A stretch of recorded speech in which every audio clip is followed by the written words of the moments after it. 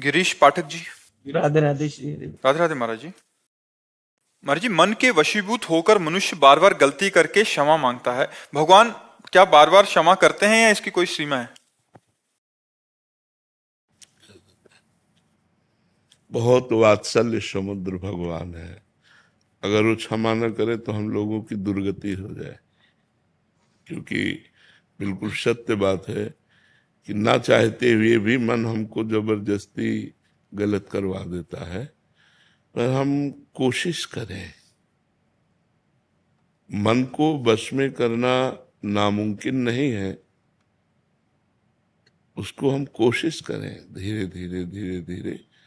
अगर हम हठ कर लें तो मन हमसे कुछ करवा नहीं सकता, पर वो हठ आध्यात्मिक होगी। सांसारिक कसम खा लोगे तो मन तोड़वा देगा। बहुत कोशिश करता हाँ, बहुत ये हम आपकी बात में बिल्कुल सहमत हैं। तो जब तक हमारे अंदर आध्यात्मिक ज्ञान नहीं होगा, नाम जप के द्वारा, शास्त्र स्वाध्याय के द्वारा, सत्संग के द्वारा हम अपनी बुद्धि में विवेक प्रकट करें। जब विवेक प्रकट हो जाएगा तो सही पूछो, कौन सी ऐसी वस्तु है जिसके लिए हम नियम तोड़ दें? सबसे बड़ा संसार का सुख काम सुख रखा गया है। जिन स्थानों को स्पर्श करके हम साबुन और रज से हाथ धोते हैं, उन स्थानों में हम अपनी पवित्रता और अपने नियम को तोड़ करके मन के अधीन हो जाते हैं। ये आप तो गृहस्थ में हो, हम भगवत मार्ग के पथिकों की भी बात करते हैं कि जो साधक सावधान नहीं रहते, उनको ये मन घसीट करके इन्हीं गंदी बातों में डाल देता है। चलने वालों में हजारों में कोई एक दो निकल पाते हैं, नहीं तो मार के गिरा देता है मन। ये मन बहुत ही चंचल है और ये अधोगामी है। अधोगामी माने नीचे की तरफ जाने वाला। अगर इसको छोड़ दो तो ये गंदी बातों में ही जाएगा। तीन ऐसी बातें हैं जिनमें मनुष्य को महासुख की अनुभूति जैसा लगता है। यदि हमें सुंदर स्त्री मिल जाए, पुरुष के अंदर रहता है, या सुंदर पुरुष मिल जाए, स्त्री के अंदर रहता है, या जैसा भी भाव, हम सुखी हो जाए। यदि हमें मनोवांछित धन मिल जाए तो हम सुखी हो जाए। हमारा बड़ा नाम हो जाए, प्रतिष्ठा हो जाए तो हम सुखी हो जाए। तीन बातें रखी गई हैं पूरी माया को छान करके, कंचन, कामिनी और कीर्ति। वित्तैषणा, पुत्रैषणा, लोकैषणा, कंचन, कामिनी, कीर्ति। इसी का सारा विस्तार है सुखों का। अगर हम भगवान के चरणों में अपने चित्त को नहीं लगाएंगे, भगवान से चित्त लगाने के लिए गुरु के चरणों में चित्त लगाना, और गुरु के चरणों में चित्त लगाने का मतलब उनकी आज्ञा का पालन करना। संत और गुरु की आज्ञा का पालन करने से हमें आध्यात्मिक बल आता है, और उसी बल से हम अपनी इंद्रिय और मन को निग्रह कर सकते हैं, भोगों से हटा सकते हैं। अन्यथा कोई चांस नहीं है। आप कसम खा लो, चाहे गंगा की, चाहे राम की, चाहे हरि की, चाहे माँ की, किसी की भी कसम खा लो, ये सब तोड़वा देगा। जब ये अपने आप में आएगा ना, तो जैसे हाथी है ना, हर जंजीर को तोड़ देता है, ऐसे मन मत वाला गजराज है, ये तोड़ करके जबरदस्ती विषयों में गिरा ही देगा। यद्यपि आपकी इच्छा नहीं है कि मैं ऐसा गलत ना करूं, फिर भी आपसे गलत करवा देगा। इसलिए मामेवे प्रपद्यन्ते माया में ताम तरन्ति। श्री भगवान कहते हैं मेरी शरण में हो जाओ, मन मना भो मद भक्तो माद्याजी माम नमस्कुरु। मेरे को प्रणाम करो, मेरा नाम जप करो, मेरे में मन लगाओ, जीत जाओगे। भजन करना पड़ेगा। अच्छा, भजन करना साधारण काम नहीं है। बड़ा असाधारण काम है, क्योंकि विषयाकार मन भजन में लगेगा ही नहीं। तो हमें धीरे धीरे पहले नींव सुधारनी है। भोजन, भजन की नींव है भोजन। जैसा खाओ अन्न वैसा बने मन। तो यदि हमारा भोजन ठीक नहीं होगा तो हमारा मन भजन में नहीं लगेगा। हमारा खान पान ठीक होना चाहिए। तो अगर हमारा पेय पदार्थ पवित्र है तो हमारी बुद्धि पवित्र रहेगी। अगर पेय पदार्थ अशुद्ध है तो हमारी बुद्धि को अशुद्ध कर देगा। ये थोड़ी देर के लिए आपको सुखद लगेंगी, लेकिन आपके स्वास्थ्य और आपकी बुद्धि की पवित्रता को नष्ट कर देंगी, क्योंकि पवित्र जल नहीं है। आप अपने घर में पवित्र जल में नींबू डाल करके, चीनी डाल करके, ठंडा करके पिए, ये सतोगुणी हो गया। तो रजोगुणी और तमोगुणी आहार से हमारा मन विषयाकार होगा, अपवित्र होगा, ना कि भजन में लगेगा। हमें सतोगुणी भोजन, सतोगुणी पेय पदार्थ, सतोगुणी दृश्य, आसपास का वातावरण सतोगुण, तो हमारा भजन बनेगा, नहीं तो भजन नहीं बनेगा। थोड़ा सा भी कुसंग एक बहुत बड़े महात्मा को भी गिरा सकता है। जो 20 साल से संयम में चल रहा है, थोड़ा सा कुसंग, छेद होते ही, छिद्र होते ही दोष अपना प्रभाव वहां जाके दिखा देगा। हिरनी से पैदा हुए थे ऋष्य श्रृंग ऋषि नाम, श्रृंगी ऋषि सरल भाषा में कहते हैं, वैसे शास्त्री उनका नाम ऋष्य श्रृंग। वो हिरनी से पैदा हुए थे, स्त्री से नहीं पैदा हुए थे। विभांडक ऋषि के पुत्र थे। तो लोमपाद राजा के राज्य में अकाल पड़ गया, तो विद्वानों ने सलाह करके देखा कि अगर महाराज ऋष्य श्रृंग सिंहासन पर विराजमान हो जाए तो अकाल तत्काल नष्ट हो जाएगा, वर्षा होगी, सब जीव बच जाएंगे। तो राजा ने कहा कि सिंहासन पर तो तभी बैठ सकते हैं पुत्र हो या दामाद हो। भाई पुत्र नहीं है तो पुत्री है, पुत्री का पति। तो पुत्री थी, जो महाराज दशरथ जी की पुत्री थी, वही दोनों मित्र थे, तो उन्होंने उनको दे दिया था। महाराज ऋष्य श्रृंग ने कभी स्त्री नहीं देखी थी। काम का प्रसंग की तो बात जाने दो। देखो संग का प्रभाव। बहुत सी वैश्याएं बुलाई गई और उनको काम दिया गया कि आप ऋष्य श्रृंग को लुभाइए। तो सब वैश्याओं ने कहा, महाराज आग की ज्वाला में गिरने की बात करते हो, वो महान तपस्वी, इनके पिता महान तपस्वी, हमसे जरा सी त्रुटि हो जाएगी 2 बूंद जल में भस्म कर देंगे, हमारी हिम्मत नहीं है। तो राजा ने कहा, संपूर्ण प्रजा की रक्षा के लिए यदि अपने प्राण भी देने पड़े तो हितकर होता है। आप लोग जितना धन चाहेंगे हम देंगे, आप एक बार ऋष्य श्रृंग ऋषि को लुभाइए। तो 1 योजन की नाव बनाई गई, 1 योजन 4 कोस, और उस नाव में कृत्रिम पर्णकुटी, कृत्रिम पौधे, ये सब ऐसे लगाए गए। और 9 युवतियां 16, 18, 20 की, 10, 15 ऐसे सब श्रृंगार करके अब वो नाव चली जल में। और जहां महाराज का आश्रम था वहां नाव किनारे लगी। उनमें से सबसे प्रवीण 9 युवती अंगूर का रस, ये सब विविध प्रकार के पदार्थ लेकर के पहुंची। और तब पहुंची जब बताया गुप्तचर ने कि विभांडक ऋषि कंदमूल फल लेने के लिए आश्रम से निकल चुके। जो ही वो गए तो उन्होंने देखा है तो कोई ऋषि दिव्य देश के पधारे।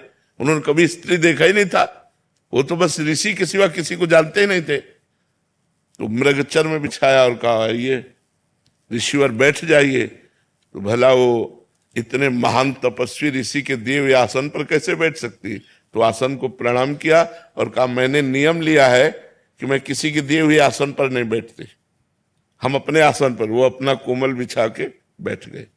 कंदमूल फल लाए तो उनका नहीं, मैं किसी का दिया नहीं पाते, हमारे पास है, आप कहो तो आपको भी पवा दे। तो गुलरी और पीपर और पाकर और कंदमूल फल खाने वाले, अंगूर का रस, ये रस वो रस, विविध प्रकार के रस और मादकता भरे हुए उनको दिए। उनको तो बहुत अच्छे लगे, उन्होंने पी लिया और कहा ऋषि आपकी जटाएं और मेरी जटाओं में बड़ा अंतर है, मेरी जटाओं में तो गांठ पड़ी हुई, आपकी कोमल जटाएं हैं। तो बोले हमारे देश के ऋषि ऐसे ही है, उनको पता है कि ये कोई ऋषि है।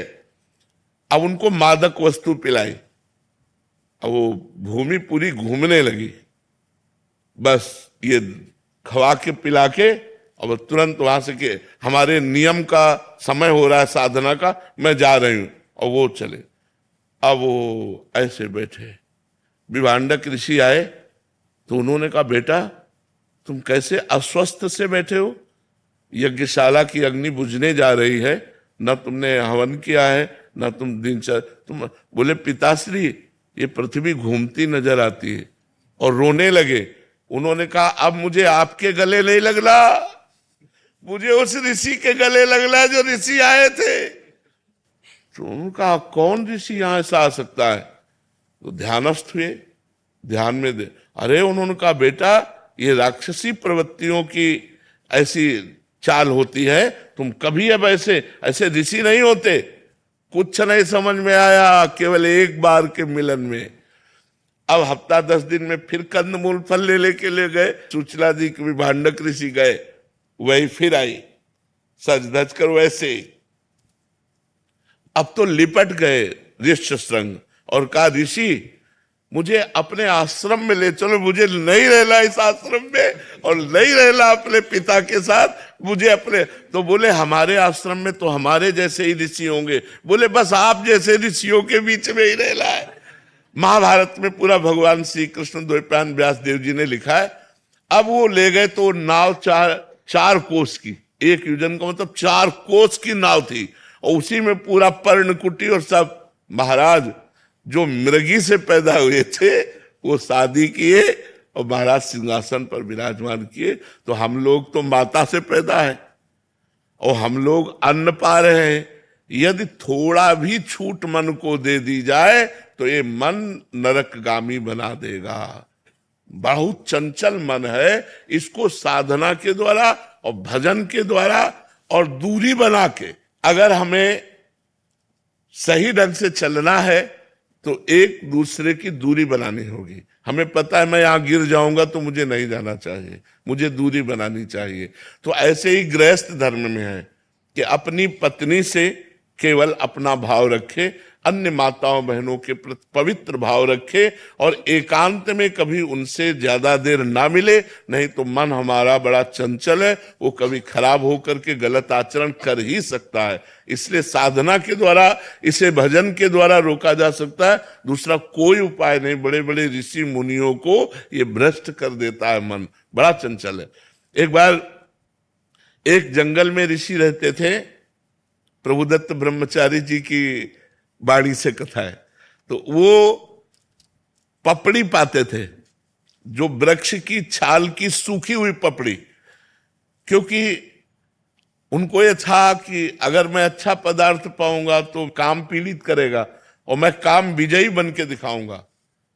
तो 12 वर्ष उन्होंने वृक्ष के सूखी छाल की पपड़ी पा करके और कठिन भजन किया। अब तो महातेजस्वी हो गए। एक दिन काम प्रकट हुआ और कहा क्या तुम समझते हो कि तुमने काम पर विजय प्राप्त कर ली? तो उनका एक काम क्या, हजारों काम पर विजय प्राप्त कर चुका हूं। तो बोले महाराज अब मैं अपने बाण संधान करता हूं और आप संभालो अपने को। तो उनका जाओ नहीं तो मैं भस्म कर दूंगा। बोले हाँ भस्म करने की सामर्थ्य है, लेकिन मैं जा रहा हूं और आज से हमारा बाण चालू आपके ऊपर, अब आप संभालना। इतना कह के चले गए। अब वो ऋषि ये समझ नहीं पाए कि काम कौन से बाणों का संधान करेगा। अब जहां जहां वो पपड़ी खाते थे, वृक्ष की पपड़ी, वहां वहां हलवा घी का। ऋषि ने जब देखा कि वृक्षों के जितने वृक्ष उस जंगल में सब में हलवा लगा हुआ, तो उनका ये मेरे तप से भयभीत होकर वृक्ष हमें लगता है कोई स्वादिष्ट पदार्थ देने लगे, अब वो खाने लगे। अब 10वें वृक्ष से जब पाया तो आधा किलो हलवा तो गया ना, तो अब हड्डी के ऊपर मांस बढ़ना शुरू हुआ। महीना हुआ, एक दिन छम छम छम छम पायल करती हुई और एक कटोरा लिए हुए, जे भी देखा ऋषि आ रहे तो ऐसे हलवा लगा के भाग। उनका ए खड़ी हो जाओ, तुम कौन हो? क्या ये स्वादिष्ट पदार्थ तुम लगाती थी? तो उनका हाँ महाराज। तो भाग क्यों रहे हो? मैं आपके तप से भयभीत हूं। बोले नहीं नहीं नहीं, महीनों से इतना स्वादिष्ट पदार्थ पवा रहे, क्योंकि पहले अन्न जाएगा तो बुद्धि बदलेगी ना। तुम इतना स्वादिष्ट पदार्थ पवा रहे, तुम भयभीत क्यों हो रही हो? तुम बोले महाराज, वृक्ष में चुपचाप इसलिए लगा जाती थी कि आपकी सेवा बन जाए, मैं आपकी सेवा करना चाहती हूं। बोले लाओ कटोरा, वृक्ष में लगाने की जरूरत नहीं है। अब रोज कटोरा लेके तुम ले आ जाना, मैं इस कुटिया में रहता हूं। कटोरा लेके आने लगी। काम ने चैलेंज किया था, मैं अपना बाण संधान कर रहा हूं, तुम सावधान। फिर एक दिन पूछा, तुम इस जंगल में क्यों रहती हो? तो उनका मेरी माँ तपस्विनी है, तो मैं अपनी माँ के साथ रहती हूं। तो आखिरकार तुम्हें ब्याह तो करना ही पड़ेगा। कहा ये तो माँ का विषय है, मेरा विषय तो है नहीं, ये तो माँ जाने। नहीं, अगर आप राजी हो ब्याह करने के लिए तो मैं कैसा रहूंगा आपके लिए? अरे महाराज, हम तो आपकी सेवा में लगी है, हम तो आपकी सेवा में लगी है, आप आदेश कीजिए। तो बोले माँ से बात करके आप कल आना। बोले अवश्य। दूसरे दिन पधारी, महाराज मैं निराश हूं, ब्याह नहीं हो सकता। बोले क्यों? निराशा क्यों? बोले माँ ने एक शर्त रखी है कि अपना मुंह काला करके मुझे पीठ में बैठाल कर और अपनी कुटिया से और मेरी माँ की कुटिया तक आपको घुटनों के बल चलना पड़ेगा, और मैं आपकी पीठ में, और ऐसा मैं आपसे करवाना नहीं चाहती। तो उनका अगर संध्या काल में ये काम हो जाए तो? बोले वो काल कोई भी हो, लेकिन आपको ये करना पड़ेगा अगर ब्याह करना है। महाराज राजी हो गए, मुंह काला किया, पीठ पे बैठाला, घुटने के बल चले, और जब वहां पहुंचे तो काम खड़ा था।